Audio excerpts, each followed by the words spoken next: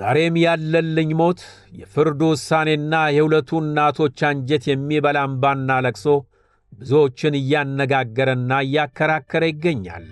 ከሁሉ በላይ በአብሮነትና በትዳር መካከል የሚከሰቱ አለመግባባቶች በትዕግሥት በእውቀትና በሕግ ሊፈቱ ካልቻሉ መጨረሻቸው ለሁለቱም ወገን የማይበጅና ትርፍ አልባ ኪሳራ የበዛበት እንደሚሆን ያሳየ ዝግጅት መሆኑን ብዙዎች ተስማምተውበታል። በተለይ ደግሞ የፍቅርና የጓደኝነት እንጂ የትዳርና ጎጆን በጋራ የመምራት ልምድ የሌላቸው አዲስ ተጋቢ ወጣቶች ለሚያደርጉትና ለሚወስዱት እርምጃ ማሰብን ማስቀደም፣ የሃይማኖት አባቶችን፣ የወላጅ የዘመድ ጓደኛን ምክር ማግኘት ያለባቸው መሆኑን አሳይቶናል ያሉ ብዙዎች በስልክ መስመራችንና በካቴና የዩቲዩብ ቻናላችን ገልጸውልናል። በተለይ የሁለቱ እናቶች መሪርና ትኩስ እንባ የሚናገረውና የሚጽፈው ብዙ ምዕራፎች አሉት ድርሳን አለው ያሉ በርካታ ተመልካቾቻችን ልጅ በዋለበት ወላጅ አይውልምና ሁለቱም ሊታገዙና ሊረዱ እንባቸው ሊታበስ ይገባል ብለው ኮሜንታቸውን በካቴና የዩቲዩብ ቻናላችን ገልጸዋል። ሁሉንም እናመሰግናለን።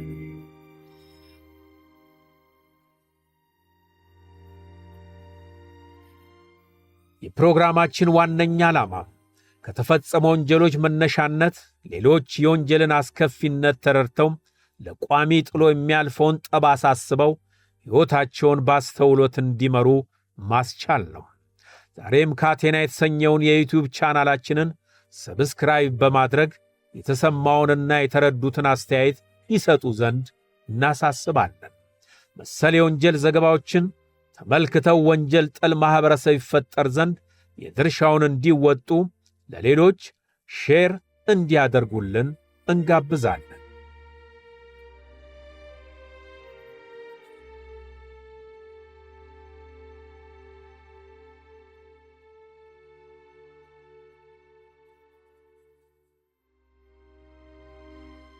ደራሽ ስሜት ያልፋል፣ እልህና ቁጭትም ጤዛ ነውና ብዙ ካጠፋን ብዙ ካበላሸ በኋላ ይከስማል። የደራሽ ስሜት ቀሪው በቀላሉ የማያልፈው ውጤቱና ጠባሳው ነው። በድንገተኛ ስሜት ተገፋፍቶ የሚወሰድ እርምጃ ለፈጻሚውም ሆነ ለተፈጸመበት ውጤቱ ሐዘንና ጸጸት በመሆኑ ዋቢ ለማድረግ ሌላ ማኛ አያስፈልገንም። ከነዚህ ሁለት እናቶች የእንባ ዶፍ ብዙ እንረዳለን። ተናየስ ከማልሰ ዛረነና ብሮ ነያናዲሽ እንኮ ነገር ያረታነና ፎቶ ደንሰና ጋዜጠኛ የደናጊዲ ያሞተ ጋዜጠኛ ጎታና የዛው ይዳይ ዲበይ ኢዲሽ ተናበሰና ግዳ ጋዜጠኛ ተናይ ዲበይ ልጅ ነው፣ መልካም ልጅ ነው። እሱም የቤተክርስቲያን ልጅ ነው፣ እሷም የቤተክርስቲያን ልጅ ነው። ከዛ አሁን እንግዲህ ይህን ሐዘን ልጆችን በመታሰራቸው እጅግ በጣም አዝኛለሁ። ከዛ በበለጠ ደግሞ እሱ ደግሞ ከዚህ ዓለም በመለየቱ እጅግ በጣም ሐዘን ደርሶብኛል። በወጣቱ አለልኝ ሞት የክስ መዝገብ በፍርድ ቤት የተሰጠው ውሳኔና ፖሊስ ለፍርድ ቤት ያቀረበው የቴክኒክና የታክቲክ ማስረጃን ባለፈው ሳምንት ዝግጅታችን በሰፊው አቅርበናል። ከመነሻው በደረሳቸው መረጃ እውነቱን ለማጣራት ያለልኝን ቤተሰቦች አስረው ምርመራ የጀመሩት የአርባ ምንጭ ፖሊሶች ባደረጉት ጥልቅ ምርመራ ትክክለኛ ገዳዮችን ለይተው ለፍርድ በማቅረባቸውና ፖሊሳዊ ስነ ምግባርን መጠበቃቸው ምስጋና እንደሚገባቸው ካለልኝ ቤተሰቦች የተሰጠውን ምስጋናና ክብር አቀርበናል። እኛም ለአርማቸው የቆሙትንና ለክብር የበቁትን አባሎቻችንን በፕሮግራማችን ስም ልናመሰግናቸው ወደናል።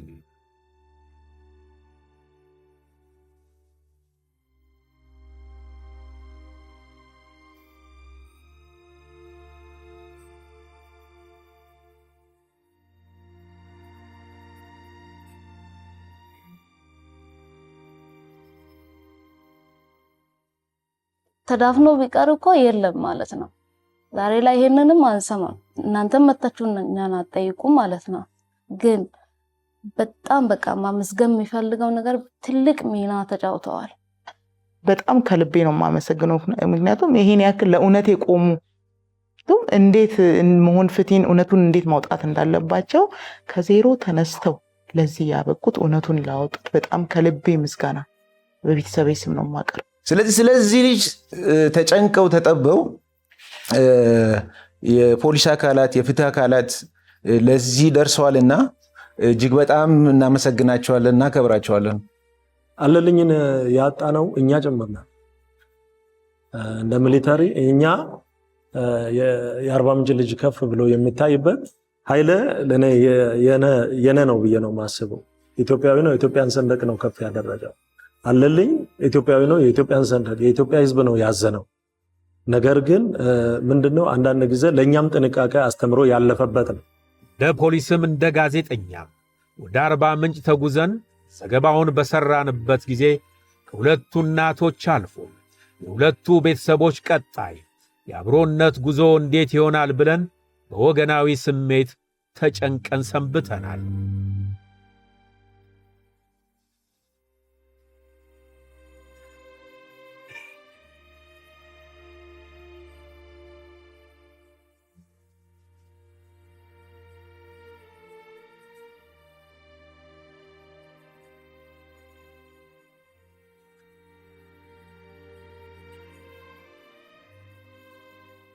የሁለቱ ሙሽሮች የነፍስ አባት ቀሲስ መሰረት በእንባ የታጀበ አደራ ቃላቸው አስጨነቀንና መፍትሄ ፍለጋ ወደ ፖሊሶች አመራን።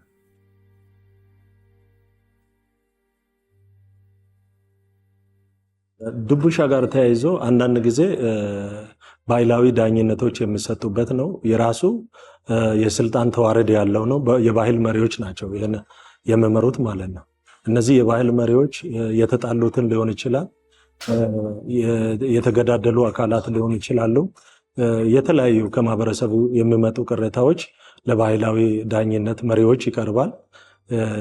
ያ ዳኝነት የሚታይበት ስፍራው ነው ድቡሻው ማለት ነው። እንደ ፓርላማ ማለት ነው። እንደ ፓርላማ የሚታይበት ነው። ማን ነው የበደለው የሚል ጎሳ ከጎሳ ጋር ግጭት ሊፈጥር ይችላል። አንድ ሀገር ከአንድ ሀገር ጋር ግጭት ሊፈጥር ይችላል። የተላለፈውን አካል ውሳኔ የሚሰጡ አካላት አሉ። በደንብ አዳምጠው ማለት ነው። ይሄ ሲሆን በድቡሻ መሪዎች ጦርነት ወይም ግጭት በተቀሰቀሰ ሰዓት ከየቀበሌው የሚወጡ ገለልተኛ ሽማግሌዎች አሉ። ግጭቶች ሲከሰቱ ወደ ግጭት እንዳይገቡ የሚደረጉ ድርጊቶች አሉ። ሳር እናቶች መቀነታቸውን ይፈታሉ። ወንዶች ሳር ይዞ ይንበረከታሉ።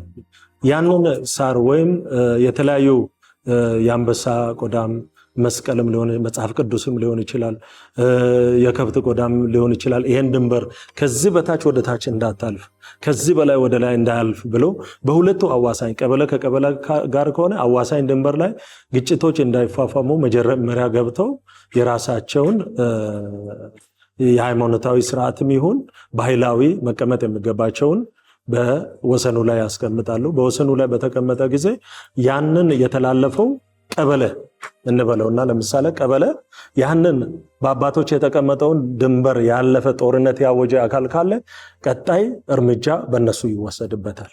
ይሄ በድቡሻው ስርዓት የሚመራው ነው።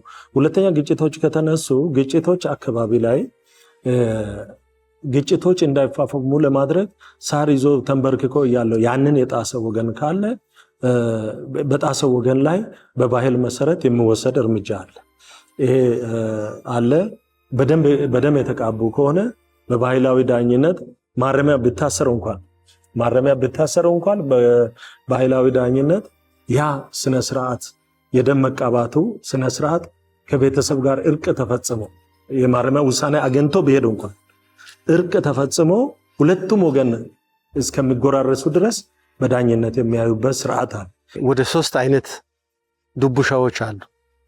አንደኛው የቤተሰብ ድቡሻ፣ በቤተሰብ ደረጃ ከህፃናት ጀምሮ እንዲያውቁት የሚደረግበት በቤተሰብ በቤት አካባቢ ውይይት የሚደረግበት ስርዓት ነው። ከቤተሰቡ አድማስ ውጪ የሆኑ ነገሮች ታይቶ ከሆነ ወደ ጎረቤት ድቡሻ፣ ቅድም ያልኩት 3 አይነት ያልኩት ወደ ጎረቤት ድቡሻ ጎረቤት ማለት እንግዲህ እዚህ ቤት ያንተ ቤት የኔ ቤት እዛ የወንድሜ ቤት የሌሎችም ተሰብስበው የሚወያዩበትና ይሄ ተሰምቷል፣ ይሄ ግጭት ሊያስነሳ ይችላል፣ ስለዚህ ይሄንን በዚህ ብናርመው ይሄን በዚህ ብናስታርቀው የሚል ውይይት ይደረግና በዛ ልክ ይሄዳል። ከዛ አልፎ ደግሞ ደሬ የሚባሉ አሉ። የደሬ ዱቡሻ ማለት ጎረቤት 3 4 5 ጎረቤት ሆነው እንደ አንድ ቀበሌ የሚያዙ ቦታዎች በደሬ ይሰየማሉ። ስለዚህ ያ ደሬ ዱቡሻ ነው የሚባለውና እዛ ደሬ ዱቡሻ ላይ መነሳት የሚገባው በዛ ይነሳል። ስለዚህ ማንኛውም ለሰው ህይወት የሚያስፈልጉ ነገሮች ሁሉ ውይይት የሚደረጉበት ነው። ከዚያ መልካም ስራ ነው ወጣቶች ልጆች እየተማሩ የሚመጡት። ስለዚህ በእንደዚህ እያደገ የሄደው ባህል በተለያየ መልኩ ግጭት ሊያስነሱ የሚችሉ ነገሮች ካሉ በቅድሚያ ግጭት ሳይነሳ የሚያልቅበት ስርዓት የሚያስተምርበት ቦታ ነው ዱቡሻ። የፖሊስ አዛዡ በጋሞ ማህበረሰብ እጅግ የሚፈራና የሚከበር፣ ፖሊስም ለወንጀል መከላከልም ሆነ ምርመራ እጅጉን የሚጠቀምበት ስርዓት እንዳለ ፍንጭ ሰጠን።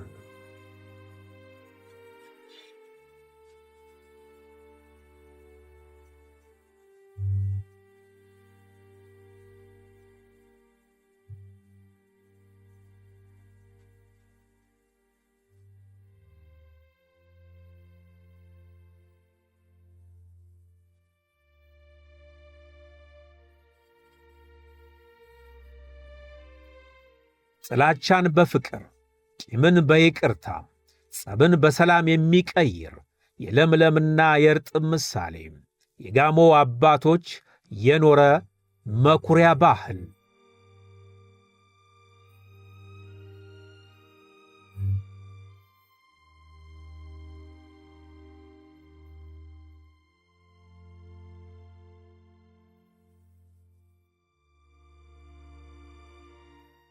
ቂም ይዞ ለአንድ ቀን ማደር በማይፈቀድበት በጋሞ ማህበረሰብ እንኳንስ እዚያው የተከሰተን ደም ያፈሰሰን ወንጀል ያበረዱ በአገር ደረጃ ለሌላውም የሚተርፍና የሚበቃ የፍቅርና የይቅርታን አንጸባራቂ ባህል እንዳላቸው ሰማን።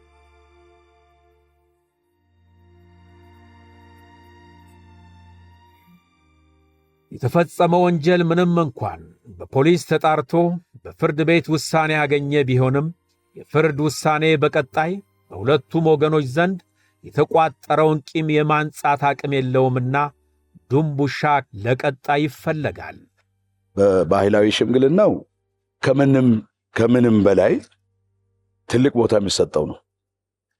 ለምን ቢባል መክሮ መመለሱ እዚህ ጋር አለ፣ ማስታረቁ እዚህ አለ። ወደ ዘመናዊ ወደ ህግ ስርዓቱ ላይ በፍርድ ቤቶች ላይ አጥፊው ጥፋተኛ ሆኖ ወንጀል ሰርቷል፣ በደል ፈጽሟል ተብሎ ቅጣት ቢወሰንበት የቅጣት ዘመኑን ጨርሶ ከመውጣት ባለፈ የበደለውን ግለሰብ ወይም ማህበረሰብ የሚክስበትን ደረጃ የሚያሳርቁበት ስርዓት የለውም። የባህሉ ግን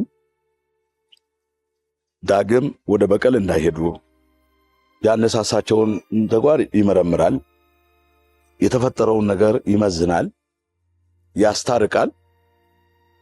ከይቅርታ በላይ ደግሞ በእኛ በጋሞ ባህል ካሳ የሚባለው ነገር ካሳ አናስከፍልም። በጋሞ ባህል ካሳው ምንድነው?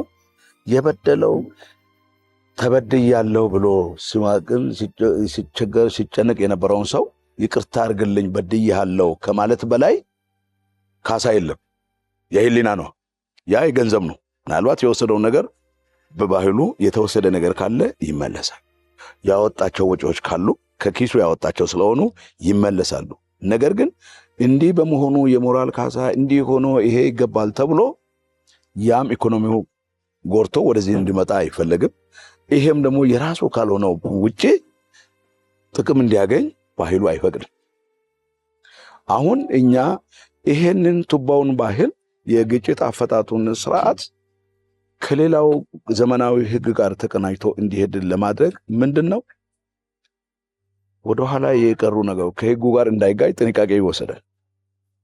ከህጉ ጋር እንዳይጋጭ፣ ከሃይማኖት ጋር እንዳይጋጭ፣ ምክንያቱም ግጭቱ ካለ ሰላምን ያሳጣል። ስለዚህ የምናደርጋቸው ዓለም አቀፍ ሕግ አለ። ሀገራችን ኢትዮጵያ የተቀበለችው ሕገ መንግስቱ ውስጥ የተካተቱ የሰብአዊ መብት ድንጋጌዎች አሉ። እነዚህ ከባህሉ ጋር ተጣጥሞ እንዲሄዱ፣ ስርዓቶች እንዳይጣሱ አድርገን በዚህ ልክ እንዲሄዱ እዚህም ከአባቶች ጋር መሆን፣ እዚህ ጋር ደግሞ ሕጉ ጋር ስንመጣ የሕጉ የባህሉን ጥበቃ ሊያደርግ ይገባል። ተመጋጋቢ ሆኖ መሄድ አለበት። እድገቱንም ለማፋት ይሄ ነው በዋናነት ሰው ሕግና ሕገ መንግስትን ስርዓትን አክብሮ በሰላም ወጥቶ እንዲገቡ የማድረግ የሕጉ ድንጋጌ ዋና ዓላማው ይሄ ነው። የአባቶችም የባህል አባቶችም መኖር በዚህ ሰው ልዩነት ሳይኖረው ተከባብረው ተፈቃቅደው እንዲኖሩ ማስቻል። የጋሞ አባቶች ከሌሎች የሃይማኖት አባቶች ጋር በሰላም ጉዳይ ላይ ያላቸው ጥምረት እጅግ የሚደነቅ ነው። ለሰላምና ለይቅርታ የሚረፍድ ጊዜ የላቸውምና የሰላም አምባሳደሮቹ ጸብን በሰላም ቂምን በርቅና በፍቅር የሚለውጡበትን መንገድ ዘወትር ይሻሉ። በዚህ የወንጀል ፍሬ ጉዳይም የአባቶቹ አቋም አንድ ነው። አሁን የሚያባብሱ ነገሮችን ማድረግ መጽሐፍ ቅዱሳዊም አይደለም፣ ኢትዮጵያዊ ጨዋነትም አይደለም። እንዴት ነው በቃ የምንለው? ይሄ ነገር ማብቃት አለበት። በአንድ ነገር እርግጠኛ ሆኜ የምናገረው ልጄ ወልደ ጊዮርጊስ፣ ልጄ ጸጋ ገብርኤል ሁለቱ ጨዋዎች ናቸው። በፍጹም አንዳቸው ሊያጠፉ የሚያነሳሳቸው የሚያስችል ጉዳይ አለ ብለን አይደለም ያስተማርናቸው የመከርናቸው። በታቦቱ ፊት ቆመው ቅዱስ ቁርባኑን የተቀበሉት ወላጆቻቸው እንደሚመሰክሩላቸው እኔም በክርስቲያናዊ ስነ ምግባር ያደጉ የተኮተኮቱ ናቸው። ግን አጋጠመ፣ ይሄ ነገር ሆነ። አሁን የኢትዮጵያ ሕዝብን ማሳሰብ የምፈልገው የመጀመሪያው አንደኛ ቅዱስ ቁርባን ተቀብሎ በፈጣሪው ፊት ስርዓተ ቤተ ክርስቲያንን አምኖ ተቀብሎ ስለሞተ የእሱ ነፍስ ሕያው እንጂ አትሞትም። አሁን አበሳ፣ ስቃይ፣ ከሰሳ ያለብን እኛ ነን። እኛ እርስ በርሳችን ደግሞ ለወንድማችንም ሕይወት ለወንድማችንም ነፍስ ለእኛም ለምንኖረው ደግሞ ሰላምን መፍጠር አለብን የሚል እምነት አለ። ስለዚህ በዚህ ዙሪያ ላይ ነው ሁላችንም መስራት ያለብን። ለምሳሌ እናት አሁን የሟች እናት የወልደ ጊዮርጊስ እናት እውነት ነው አይኗ ጠፍቷል በእንባ ብዛት፣ እውነት ነው ተቸግራለች። ውጪ ቁጭ ብላ ተሰራ ትቸረችር የነበረችውን ነገር አታ ቤት ገብታለች። ሐዘኑ ቀላል አይደለም። ስለዚህ ማንኛውም የኢትዮጵያ ሕዝብ የለመድነው ሐዘንን ማረጋጋት እንጂ ማባባስ አይደለም። በተለይ በማህበራዊ ድረገጽ ላይ የሚሰሩ ሰዎች አሁን ነው ሚናቸውን መጫወት ያለባቸው ፍጹም ኢትዮጵያዊ ከሆኑ። ጥላቻና ቂም እንደ ጤዛ ያጠፉትን አጥፍተው ያበላሹትን አበላሽተው ያልፋሉ። ዘላቂና ቋሚ ለወሬ ነጋሪና ለታሪክ የሚበቃው ግን ፍቅርና ይቅርታ ነው። በአጋጣሚ በየትኛውም ሳይታወቅ ድንገት ጸብ ጭሮ ግጭት የሚነሳ ከሆነ እሱ ደግሞ በሰላማዊ መልክ እንዲያልቅ አባቶች ለምሳሌ ጸብ ያነሳ አካል ካለ አባቶች ተነስተው ሳር ይዘው ይሄን መተላለፍ የለባችሁም፣ ይሄው እርጥብ ሳር ይዘናል፣ ይሄ ሳር ለምለም ነው፣ ስለዚህ እንደዚህ ሳር ዘራችሁ፣ ሀብታችሁ፣ ንብረታችሁ ለምለም ይሁን፣ ይሄ ሳር ደግሞ ታጭዷል፣ የታጨደውን አትሁኑ፣ ታች ያለውን ገና የሚበቅለውን አይነት ሁኑ፣ የታጨደው ይደርቃል፣ ዘራችሁ የሚደርቅ አይሁን፣ ግፍ ከተሰራ መድረቅ ይመጣል፣ እንደታጨደው ጠውልጎ መጥፋት ይመጣል፣ እንደዚህ አትሁኑ፣ ከስር ካለው እንደሚበቅለው ሁኑ የሚል መልእክት ያለው ነው። የአባቶች መንፈሳዊ መልእክት፣ ውስጣዊ መልእክት ከአባቶች ጋር የኖረ ያደገ ይሄ ሲተላለፍ ነው እኛም የምናገኘው ያገኘ ነው። እኛም ለልጆች የምናስተላልፈው ይሄንን ነው እና በዚህ መልክ ጸብ የሚበርድበት እናቶችም ደግሞ በዚህ ሚና አላቸው። ሴቶችም በአጋጣሚ ጸብ የሚያስነሳ ነገር ካለ ለድቡሻው ይጠቁማሉ። በባሎቻቸው በልጆቻቸው ራሳቸውም ደግሞ ቀርበው የማስረዳት ነገር ከዛ በኋላ ጸብ እንዳይነሳ ይደረጋል። ተነስቶ ከሆነ ወንዶቹ ሳር አጭደው እንደሚሆኑ እነሱም መቀነታቸውን ይይዙና ጡታቸውን ይይዙና ይሄው በዚህ መቀነት በዚህ ማፀን እኛ አስረን የተወለዳችሁ ናችሁ። ስለዚህ ከኛ ካለፋችሁ ጎሜ ይደርሳል። ጎሜ ማለት እንግዲህ በባህሉ በድቡሻው ስርዓት የማይተዳደር አካል የሚቀሰፍበት ኃጢአት የሚያስከትለው መቅሰፍት ነው ጎሜው። ስለዚህ ይሄ መቅሰፍት በኃጢአት ምክንያት የሚመጣው መቅሰፍት እንዳይደርስባችሁ ይሄው መቀነታችን ይዘናል፣ ይሄው የወለድንበትን ያጠባንበትን ጡት ይዘናል፣ በጡታችን በመቀነታችን ብለው ይማጽናሉ። ከዚህ ማለፍ የለም። አሁን ያ ምዕራፍ ተዘግቶ ደግሞ በዛው ልክ የኢትዮጵያ ሕዝብ ቢያንስ የትስስር መረብ ተፈጥሮ እናት የምትረዳበት የእናት ኑሮ የሚሻሻልበትን ማድረግ ካልቻሉ ኢትዮጵያዊነት ጠፍቷል። ዘመናዊነት ወይም ደግሞ ቴክኖሎጂ ኢትዮጵያዊነትን አጥፍቷል ማለት ነው። 3 ቀን ሙሉ ዳስ ውስጥ ቁጭ ብለን ንፍሮ እየበላን የምናጽናናው ነገር ጠፍቷል ማለት ነው። ስለዚህ እንደነዚህ ያሉ የሶሻል ሚዲያ ባለቤቶች አሁን እናትን እንዴት እንርዳ? እውነት ለመናገር ደግሞ ሁለቱም እናቶች አዘንተኞች ናቸው። እንዴት እናጽናናቸው? የሚቀጥለውን ነገር እንዴት እንቀንስ ብለው መስራት ይኖርባቸዋል። በፈጣሪ ስም በቅድስት ቤተክርስቲያን ስም እንደው በፈጣሪ የሚያምኑ ከሆኑ እነዚህ ሶሻል ሚዲያዎች አሁን ፊት የሄዱበትን መንገድ አቁመው አሁን ደግሞ ስለ ሰላም፣ ስለ መጽናናት፣ ስለ መረጋጋት መስራት አለባቸው።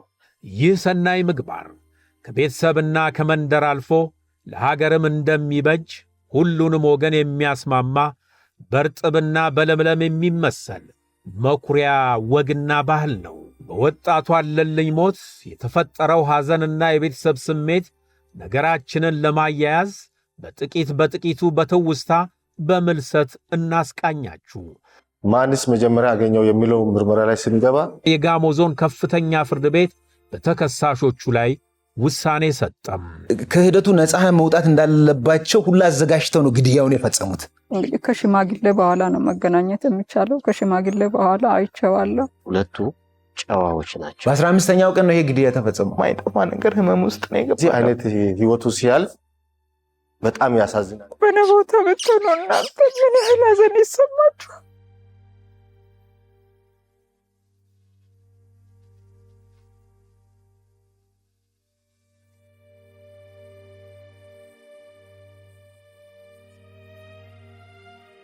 አው ይሄን ጉዳይ እንግዲህ እጅግ የሚያሳዝን ነው እንዳልከው። ይሄ በሰው ልጅ በእንደዚህ አይነት ለአገር የዋለ ወጣት ከዚሁ ከአርባ ምንጭ እዚሁ አርባ ምንጭ ተወልዶ አርባ ምንጭ አድጎ እንግዲህ አርባ ምንጭ በተለያየ መልክ የእግር ኳስም ለአገሪቱ ባሉት ክለቦች ሁሉ ከአርባ ምንጭ እግር ኳስ የወጣ ወጣት ያላገኘ ክለብ በአገሪቱ ያለ አይመስለኝም። ስለዚህ ይሄም አንጋፋ ልጅ ከዚሁ ነው የወጣው። እንዲህ አይነት ሰይጣናዊ ድርጊት ሲፈጸም ይታዘናል። ከዛ በኋላ በሕግ በምርመራ ከሚወጣው በላይ ጎሜ ነገ ያወጣዋል የሚለው ይታሰባል። እውነቱን ራሱ የድቡሻው አምላክ ያወጣዋል የሚል ነገር ይታሰባል። እንዲህ አይነት ነገር ሳይታሰብ የሚሆን ነው። ማን አደረገው? እንዴት አደረገው? እጅግ ነውር ነው፣ ጎሜ ነው። ስለዚህ በአካባቢውም የአካባቢው ህብረተሰብ በድቡሻ መልክም በተሰበሰበበትም የተጸጸተው ነገር ነው። ስለዚህ አሁንም ቢሆን በሕግ በኩል ምርመራ ተካሂዶ የምርመራ ውጤት ያለቀና ውሳኔ ያገኘ ይመስለኛል። በህዝቡ ግን አሁንም ቢሆን ይሄን ያደረገ አካል እኔ አርጌያለሁ ብሎ ተናዞ እስከሚወጣ ድረስ ይጠበቃል። በህግ በኩል የተደረገው እንደተጠበቀ ሆኖ ትክክለኛው ለምንድን ነው ይሄ የሆነው? ምን ስለሆነ ነው? እንዲህ አይነት ነገር ይደረግ ነበር አይደለም? በእኛ ምድር በጋሞ ምድር ቀርቶ በየትኛውም ኢትዮጵያ ክፍል ቢደረግ የሚያሳዝን። ስለዚህ ይሄንን እኛም እንደ ሽማግሌ አዝነናል። አሁንም ቢሆን ሰዎች ራሳቸውን አደባባይ አውጥተው በዚህ ምክንያት እንዲሆኖ በዚህ ምክንያት ከኛ ሆኗል የሚለውን ነገር ቢያወጡ ነው እኛ የምንፈልገው። ጎሜ የሚያልቀው በዚህ ነው። ወንጀል የማህበረሰብ ጸር ነው የሚባለው ለዚህ ነው። ላፍታ በታጣ ትዕግስትና አስተዋይነት የሚፈጸም ጥፋት ጥሎት የሚያልፈው መሪር ሐዘን እንዲህና እንዲህ ከወዲና ከወዲያ ተገልጿል። ሁለት ወጣት ሙሽሮች በሞትና በስር እስከ ወዲያኛው ላይገናኙ ተለያይተዋል። በባህሉ ከዛው ከጎረቤት እነሱ አሁን ከሚኖሩበት ከልጅቷም ጎረቤት ይጀመራል። ይሄ የሚጀመረው መቼ ነው? እስኪ ሰዎችም ህግ ቁጥጥር ስር ላይ ናቸው። ጥናት ይደረጋል። እስከ መቼ ነው የሚቀጥለው? ደም የተቃቡ ሰዎች በምን መልክ ነው የሚታደሰው? ያ እንግዲህ ማንጽያ መንገድ አለ የሚነጹበት። ተጸጽተው ይመጣሉ። ቅድም የነገርኩ እሱ ነው። ተጸጽተው ለጎሜው መምጣት አለ አንድ። ሁለተኛ ደግሞ እነሱ እስከሚመጡ ድረስም ሳይጠበቅ አሁን የሁለቱንም ወገን ያሉበትን ስሜት እንግዲህ ሞት ነው፣ የህይወት ጉዳይ ነው። ወዲያው አይጀመርም። ወዲያው የሚጀመርበት ሁኔታ አለ። በቅርብ አካባቢ ያሉ ሰዎች አሁን ጀምረው ሊሆን ይችላል። ካልተጀመረም ይሄ የት ደረሰ የሚለውን ሽማግሌዎች ክትትል ይደረጋል እና እንዲህ አይነት ነገር ቅመኝነትና ሌላ ብቀላን ሌላ ጊዜ መገዳደልን እንዳያመጣ ዝምድና እኮ ተፈጥሯል። የተጸነሰም የሚወለድም ሊኖር ይችላል። ባይወለድም እነኚህ ሰዎች ደግሞ በደም መፈላለግ ሊኖር ይችላል። ይሄ እንዳይሆን ማንጽያ መንገዶች አሉ። ስለዚህ ለሱ ደግሞ ጥናት ይደረጋል። በስሜት ያሉትን ዘው ብሎ ከመያዝ በአካባቢ በጎረቤት ያለ ቅድም ያልኩት ድቡሻ ከቤተሰብ የሚጀምር ውይይት ይደረጋል። ከጎረቤት የሚደረግ ውይይት ይጀመራል። ከዛ በኋላ እንደ አካባቢ በደሬው የሚደረግ ውይይት ይኖራል። እነኚህ ሰዎች ነገ እንዴት ይኖራሉ? የነሱ ህይወት እንዴት ይቀጥላል? ቀጣይ ሰዎች እንዴት ያለ ብቀላ ሊኖሩ ይችላሉ? ማንጽያው መንገድ ምንድነው? የሚሉ ነገሮች በውይይት ከዳበሩ በኋላ እርቅ ስርዓት ይፈጸማል። የልጁ አሟሟት እጅግ ዘግናኝም ነው፣ አሳዛኝም ነው። ለሀገር የሚጠቅም ስፖርተኛ ነው። ስፖርት ላይም ከልጅነት ስመራ የአርባ ምንጭ ከነማ እግር ኳስን ከመሰረቱና እስከ ፕሪሚየር ሊግ እስከሚመጡ ከመሩ አመራሮች አንዱ ነኝ። ያው አሁን ስመጣ ሌላውን ጨመረ እንጂ በዚህ ያደገ ልጅ መሆኑ አካባቢም ያስተራ በመሆኑ እኔ በመመራበት ዘመን ተኮትኩቶ የወጣ ልጅ በመሆኑ እንደ ቅርብ እንደ ቤተሰብ ነበር። ደስታችንም ለሀገር በመብቃቱ ደስ ይለን ነበረ።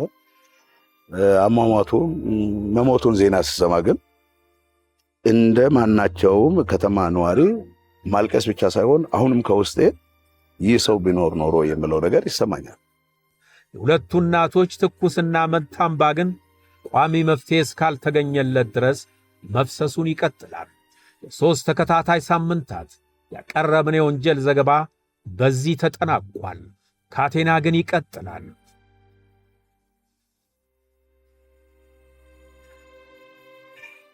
እኛም እናንተም ለይቅርታና ለእርቅ የሚረፍድ ጊዜ የሌለን ልጆች ነን።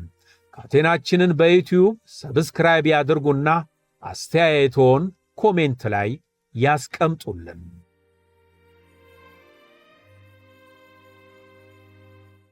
የዛሬውን ፕሮግራማችንን እዚህ ላይ አብቅተናል። ሳምንት በተመሳሳይ ሰዓትና ፕሮግራም ተመልሰን እስከምንገናኝ ድረስ መላው የፕሮግራሙ አዘጋጅና አቅራቢዎች መልካምን ሁሉ በመመኘት እንሰናበታችኋለን። በደህና ዋሉ።